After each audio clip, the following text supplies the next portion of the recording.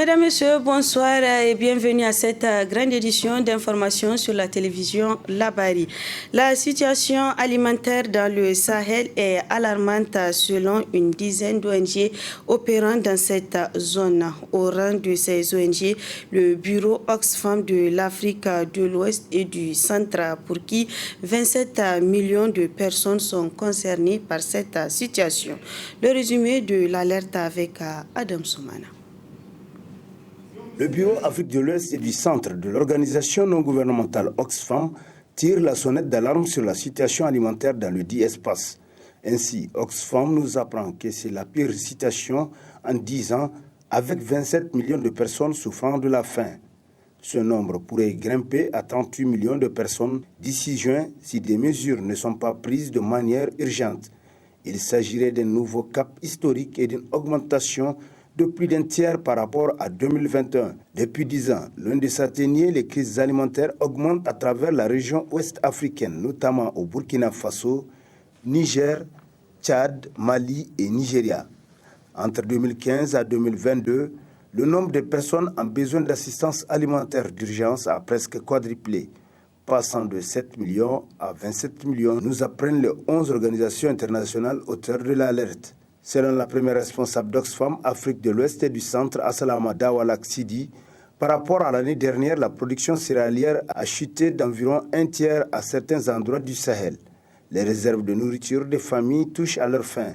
La sécheresse, les inondations, les conflits et les impacts économiques de la Covid-19 ont forcé des millions de personnes à quitter leurs terres, les poussant au bord du gouffre. Les cas de malnutrition sont en constante augmentation dans la zone sahélienne. Ainsi, les Nations Unies estiment que cette année, 6 300 000 enfants âgés de 6 à 59 mois souffriront de malnutrition aiguë sévère, contre 4 900 000 enfants malnutris aigus en 2021. L'insécurité liée au conflit a contribué à une réduction drastique des terres ensemencées et cela, combiné aux poches de sécheresse et à la mauvaise répartition des pluies, affecte les sources et nourritures des communautés, surtout au Sahel central. Les organisations humanitaires exhortent les gouvernements et les donateurs à ne pas réitérer le manquement de l'année 2021 où seulement 48% du plan de réponse humanitaire en Afrique de l'Ouest a été financé.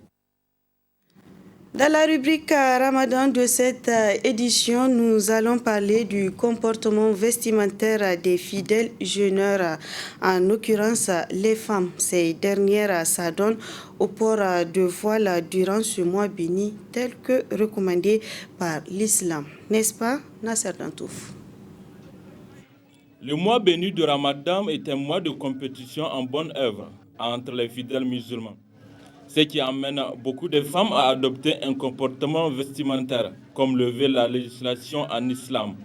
Cela ne peut que faire descendre la clémence d'Allah. Le fait de se couvrir et de se soustraire des regards concupiscents des hommes, eh bien, est une obligation divine aux normes du Coran et de la Sunna, tel qu'il est rapporté au chapitre 33 du Coran, Surat al-Ahzab, verset 59. Eh bien là, il est clairement établi que, aux normes du Coran et de la Sunna, la femme doit se couvrir. Pourquoi se couvrir justement? Parce qu'Allah dit avoir créé la femme dans la beauté, dans la parure. Il n'y a pas une couleur pour la femme, s'habiller en noir, s'habiller en blanc ou des trucs comme ça. Le but c'est quoi? C'est de faire en sorte que ce qu'elle porte soit suffisamment ample pour ne pas laisser transparaître les formes et suffisamment épais pour ne pas laisser deviner ce qu'il y a derrière. Allah dit qu'il n'appartient pas à un croyant ou à une croyante, une fois qu'Allah et son messager ont décidé de quelque chose, d'avoir encore le choix dans leur façon d'agir. Se recouvrir le corps est une obligation pour toutes les femmes musulmanes pendant et après le mois béni de Ramadan. Faisons en sorte que, au sortir du mois de Ramadan, qu'il y ait un changement de comportement. De ce qui est abominable, que Dieu me pardonne cette expression, vers ce qui est appréciable. En principe, au sortir du mois de Ramadan, nos cœurs devraient s'assagir, nos comportements devraient s'améliorer et le cœur, siège social de la foi et de l'intention, nos cœurs doivent s'attendrir. C'est de cela qu'il s'agit. Le ramadan, c'est toujours pour prendre un nouveau départ, dans l'intention de mieux faire. Mais il est clair que c'est une très bonne chose. Je ne dis pas que celle qui porte le hijab pendant le mois de ramadan, et le mois de ramadan seulement, s'il s'arrête quand même au mois de ramadan seulement, il est clair que c'est comme un coup d'épée dans l'eau. Parce qu'on doit adorer le Seigneur jusqu'à ce que mort s'en suive. L'islam, religion de paix et surtout de pardon. Espérons que ce mois béni de Ramadan soit le point de départ d'une bonne attitude vestimentaire pour toutes les femmes musulmanes au grand bonheur de ces dernières. Durant ce mois béni de Ramadan, une autre pratique qui a le vent en poupe, c'est l'utilisation par les fidèles qui observent le jeûne des Kurdes. Quelles sont les vertus des Kurdes? Élément de réponse dans ce reportage signé Nafisa Zakou et Sadoudoun. En cette période de carême, les cure-dents sont de plus en plus utilisés par les fidèles musulmans. Ceci pour plusieurs raisons. Nous utilisons le cure-dent pour changer l'odeur de nos bouches et éviter de verser beaucoup de salive. Nous utilisons le cure-dent pendant le ramadan pour ne pas avoir soif et ça humidifie la bouche. Comment utiliser les cure-dents pour bien accomplir son jeûne? Par rapport au cure-dent, en principe, tant qu'il n'y a pas un goût assez prononcé lorsqu'on met dans la bouche, un goût acide, un goût amer par exemple, et là également il suffirait de le cracher, la miséricorde d'Allah est infinie, mais je pense bien qu'il y a des cure-dents qui sont appropriés. Et vous avez avec nos vendeuses des cure-dents, même pas forcément les cure-dents qui viennent de la Mecque. Le souhaitable c'était peut-être ça, mais pas forcément, tant que donc ce petit bâtonnet est reconnu dans une région donnée comme servant de cure-dent et qu'il a des propriétés telles que ça n'a pas un goût qui peut déranger, qui peut exciter les papilles, etc. Ce n'est pas un problème. Mais le cure-dent le mieux indiqué, puisqu'il y a un mieux quelque part, c'est Oud al-Arak qui a été utilisé par le messager d'Allah sallallahu alayhi wa sallam.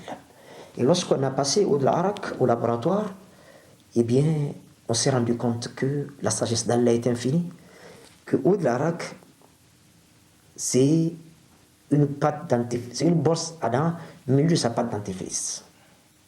Selon toujours Cheikh Ben Salah, l'utilisation d'une brosse à dents avec pâte dentifrice n'est pas interdite en l'islam pour qu'on prenne soin de ne pas avaler ce qu'on a dans la bouche. Cérémonie de rupture collective hier après-midi de la coordination des jeunes qui soutient Bazoum Mohamed. L'initiative émane du coordinateur M. Barham Kadri qui veut marquer l'an 1 de gestion du président Bazoum à la tête de la République. Cette rubrique collective qui a vu la présence de plusieurs jeunes a fait suite à une lecture du Saint-Coran pour que le bon Dieu descende sa grâce sur le Niger et son peuple. Boubacar Ibrahim et Nasser Seydou pour le compte-rendu. C'était dans une ambiance bon enfant et pleine de ferveur que les membres de la coordination de la jeunesse qui soutient le président Bazoum ont rompu le jeûne à travers une rupture collective. L'initiative est celle du coordinateur de la dite coordination, à la personne de M. Barham Kadiri qui entend, à travers ce rassemblement des militants du Parti Rose, marquer le passage de l'an 1 de gestion du président Bazoum à la tête de la République du Niger. Cette cérémonie a été organisée avec une lecture du Coran. La lecture du Coran, c'est pour que la paix, la gratitude et la mansuétude de Dieu descendent sur ce Niger, son peuple, ses dirigeants.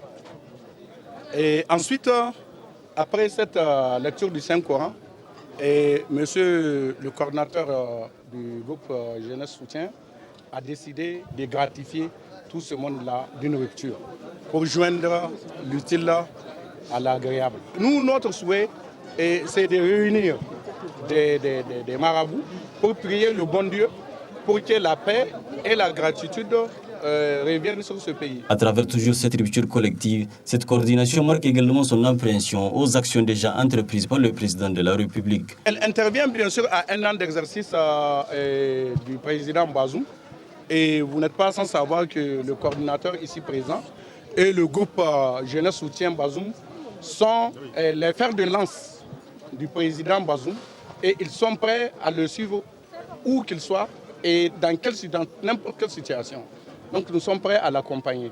Et c'est pour vraiment manifester notre soutien à son égard que cette présente cérémonie a été organisée. Il est également à noter qu'au cours toujours de la dite rupture, la coordination a adressé une motion spéciale à l'ancien président de la République, Issifou Mahamadou, pour avoir accepté de faire preuve de sens démocratique en passant librement les témoins au président de la République, Bazoum Mohamed.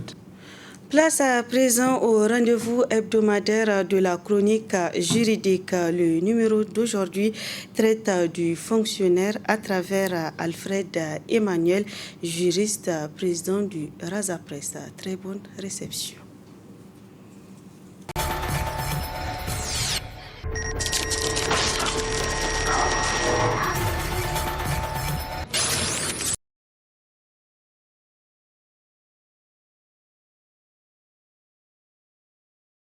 Avant de donner la définition du fonctionnaire, je voudrais préciser que la fonction publique au Niger, elle est encadrée par un certain nombre de textes. Notamment, donc je vais juste donner ici le principal texte sur lequel nous allons appuyer notre présentation de cet après-midi.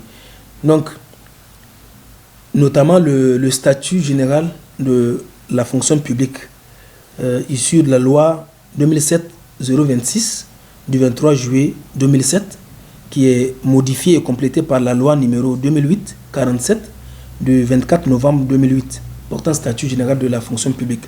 Donc, ce texte encadre ou bien réglemente le statut du fonctionnaire, ses relations avec l'administration publique, sa carrière au sein de l'administration.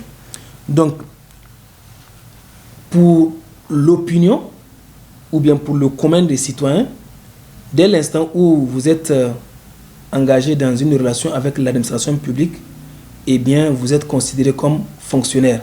Mais en réalité, au regard des textes, au regard du droit de la fonction publique, il n'en est pas ainsi. Il y a une définition stricte du fonctionnaire. Au sens strict de ce texte, notamment la loi 2007-026 du 23 juillet 2007 portant statut de la fonction publique, pour qu'une personne soit fonctionnaire, eh bien, il faut que cette personne soit nommée dans un grade de la fonction publique, qu'elle occupe un emploi permanent de la fonction publique et qu'elle soit titularisée dans un grade. Donc ici, il y a deux conditions principales. La première condition, c'est celle de l'occupation permanente d'un emploi de la fonction publique. Et la deuxième condition, c'est la titularisation dans un grade de la hiérarchie administrative.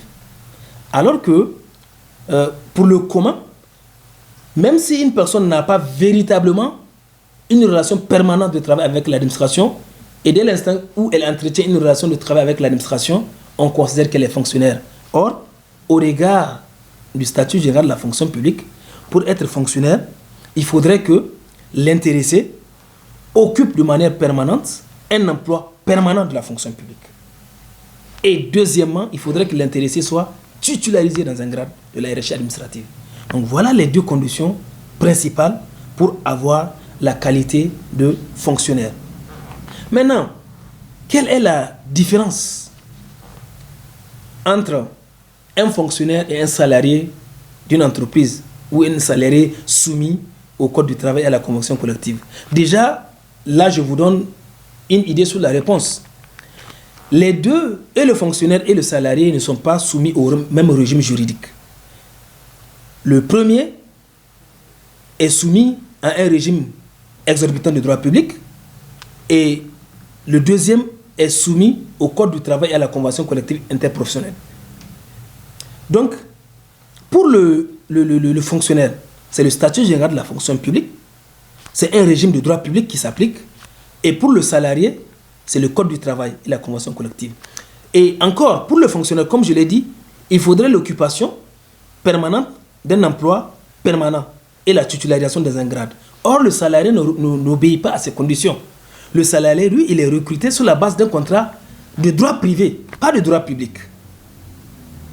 C'est le droit du travail qui s'applique aux salariés. Donc, vous voyez déjà ici, il y a une différence nette entre les deux. Le fonctionnaire occupe un emploi permanent. Le salarié peut ne pas occuper un emploi permanent dans l'entreprise. Il peut conclure un contrat pour une durée bien déterminée, une période de 6 mois, de 5 mois, d'1 an, et c'est fini. Or, dans la fonction publique, il faudrait une occupation permanente d'un emploi lui-même permanent. Donc, vous voyez, les régimes ne sont pas les mêmes. Alors, qu'en est-il maintenant des conditions d'accès à la fonction publique? Comment est-ce qu'on accède à la fonction publique? Ou bien, quelles sont les conditions que le statut général de la fonction publique a définies pour un citoyen ou bien, oui, pour un individu afin d'accéder à la fonction publique? Nous retrouvons la réponse au niveau de l'article 11 de la loi du 23 juillet 2007, dont j'ai parlé tantôt, qui déclare que nul ne peut postuler à un emploi de la fonction publique s'il ne possède la nationalité nigérienne, s'il ne jouit de ses droits civiques et s'il n'est de bonne moralité, s'il ne se trouve en position régulière au regard des textes sur le service national, ou s'il ne remplit les conditions d'aptitude physique et mentale exigées pour l'exercice de cet emploi, s'il ne satisfait aux conditions d'âge minimum et maximum exigées pour l'emploi de recrutement précisé par les dispositions spécifiques de la présente loi, s'il a fait l'objet d'une condamnation à une peine d'emprisonnement ferme à 3 mois, au moins de 18 mois avec sursis, à moins qu'il n'ait été réhabilité. Donc voilà les conditions qui sont posées au niveau de l'article 11 du statut général de la fonction publique pour accéder à la fonction publique. Donc la première condition pour quelqu'un qui veut accéder à la fonction publique, cette loi stipule que la personne doit être de nationalité nigérienne. Donc d'où la question de la nationalité. La question de la nationalité parce que les fonctions de l'État sont des fonctions régaliennes. Il faudrait des citoyens, c'est-à-dire des ressortissants de l'État qui sont liés à l'État par un lien de nationalité. Parce qu'on estime qu'il y a une présomption de loyalisme au niveau des citoyens.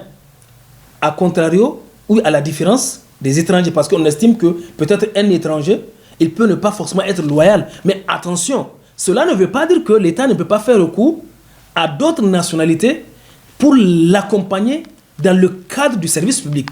La preuve en est qu'au niveau de l'enseignement supérieur et même au niveau de la santé, l'État fait recours à d'autres nationalités qui sont là et qui exercent au Niger. Tout comme pour certaines fonctions au plus haut niveau, au plus haut sommet de l'État, eh bien l'État peut recourir à d'autres expertises. Donc, la question de nationalité ne veut pas dire que l'État ne peut pas faire recours à ces personnes, aux étrangers, pour l'aider, pour l'accompagner. Mais pour occuper une fonction permanente dans l'emploi, dans la fonction publique, il faudrait que le sujet soit de nationalité nigérienne. Alors, deuxièmement, il faut que la personne puisse jouir de ses droits civiques, c'est-à-dire ne pas faire l'objet d'une condamnation sans être réhabilité. Il faudrait que l'intéressé soit de bonne moralité. La moralité, elle s'apprécie au niveau de la valeur morale de l'individu. Donc, sans pour autant aller au fond de ces questions, donc l'intéressé doit jouir quand même d'une certaine présomption de bon comportement social. Ouais. Donc, c'est toutes ces conditions qui sont énumérées au niveau de l'article 11 qui sont posées pour que l'intéressé puisse accéder à la fonction publique et à la question du service civique, même si par ailleurs aujourd'hui on tend un assouplissement, on voit un assouplissement sur cette question du service public. Remplir les conditions d'aptitude physique, être un sujet capable, satisfaire aux conditions d'âge minimum et maximum exigées pour l'accès à l'emploi qui est concerné. Donc la loi a prévu de manière stricte les conditions qu'il faut remplir pour accéder à la fonction publique. Le fonctionnaire, en sa qualité d'agent de l'État, doit aussi être distingué des autres personnes, notamment le vacataire, le stagiaire et tous les auxiliaires de l'administration. Parce que les autres ne remplissent pas les conditions pour avoir le titre ou la qualité de fonctionnaire. Quand vous prenez par exemple le stagiaire c'est un futur fonctionnaire. C'est-à-dire que c'est quelqu'un qui a fait un premier pas dans l'administration publique, mais qui n'a pas encore rempli les conditions de titularisation et de nomination. Pour l'instant, il a rempli les premières conditions. Il est en voie d'être fonctionnaire, mais il lui faut être titularisé. Pour les vacataires, ce sont des collaborateurs occasionnels de services publics qui prêtent concours à l'État pour des tâches bien précises et à une période déterminée. Donc, ils n'ont pas également la qualité de fonctionnaire. Maintenant, une fois que le fonctionnaire remplit toutes ces conditions, eh bien, il est appelé à faire carrière dans l'administration publique. Là, il s'ouvre pour lui une porte de carrière au niveau de l'administration. Et c'est là, quelque part, le problème du système de la fonction publique. Parce qu'une fois que le salarié est assuré de faire carrière, eh bien, il n'a pas la motivation, il ne fait pas souvent des efforts pour s'améliorer, pour être compétitif sur le plan du travail. C'est là toute la différence entre le système de carrière et le système lié au droit du travail. Par exemple, quand vous prenez le système américain, c'est un système qui est basé sur la compétitivité. Or, ici, au Niger, nous avons le système public et le système de carrière. Ici, qui ne motive pas le salarié, qui ne lui donne pas à s'améliorer. Et c'est pourquoi vous voyez si vous voulez, un certain relâchement. Le salarié n'est pas souvent motivé à faire avec plus de sérieux et d'engouement son travail parce qu'il est assuré de faire carrière. Ce qui n'est pas forcément une bonne chose. Maintenant, le salarié a des droits, ou bien je voulais dire le fonctionnaire a des droits et des obligations. Au titre de ses obligations, il a une obligation de retenue et de réserve. Parce qu'il est en charge d'une mission de service public. Et à ce titre, il ne doit pas dire tout haut ce qu'il pense. Parce que cela risque de compromettre le bon fonctionnement du service public. Mais attention, cela ne veut pas dire qu'il est démuni de son droit d'opinion. Parce que c'est vrai, il a droit à l'opinion comme tout citoyen. Il a droit également à la liberté d'expression, mais cette liberté d'expression et ce droit d'opinion doit s'inscrire dans le respect du service public. Parce que certaines opinions, ou bien certaines, si vous voulez, libertés, peuvent impacter négativement le fonctionnement du service public. Donc c'est pourquoi le fonctionnaire a ses obligations de retenue pour l'accomplissement du service public. Maintenant, en dehors de cette obligation, le salarié a des droits. Ici, je voudrais citer le droit de grève. Quand souvent il estime que certaines choses ne marchent pas, eh bien, la loi lui reconnaît la faculté de pouvoir revendiquer dans le cadre de la loi ces questions sur lesquelles il estime qu'il est en désaccord avec l'administration. Donc, le droit de grève, il lui est reconnu dans le cadre de la loi. Mais le fonctionnaire également a droit au traitement.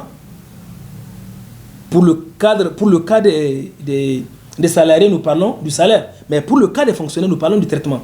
Après service fait, le fonctionnaire a droit à un traitement. L'État doit lui assurer un traitement. Ce qui lui permet quand même de subvenir à ses besoins ainsi que ceux de sa famille.